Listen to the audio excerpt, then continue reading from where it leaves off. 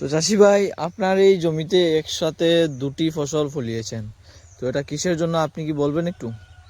তো আমি ফুলকপি পেঁয়াজ কপি কেটে নেব, এরপরে মিষ্টি কুমড়ো এখান থেকে মিষ্টি কুমড়োর যত্ন করব, এরপরে মিষ্টি কুমড়ো হবে। এখান থেকে একসাথে দুটো ক্ষেত হয়ে যাবে। সবার প্রথমে এখান থেকে কোন ফসলটা উঠবে? এখান থেকে কি প্রথমে ফুলকপি উঠবে নাকি মিষ্টি কুমড়ো উঠবে? সব ফুলকপি পেঁয়াজ কপি দুটোটাই উঠে যাবে এখান থেকে। এখানে দেখে যাচ্ছে ফুলকপি এসে গেছে, দেখুন না, আপনি দেখেন।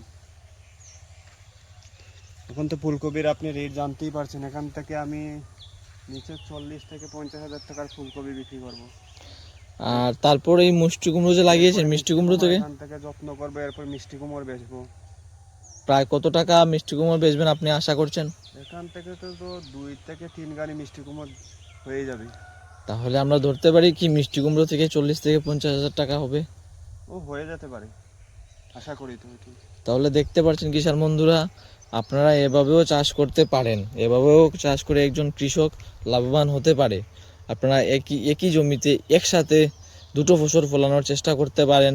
আমার এই চাষি ভাই সেটাই করছেন এবং উনি আশাবাদী যে উনি এই বছর লাভবান হবেন এই রকমের চাষ করে।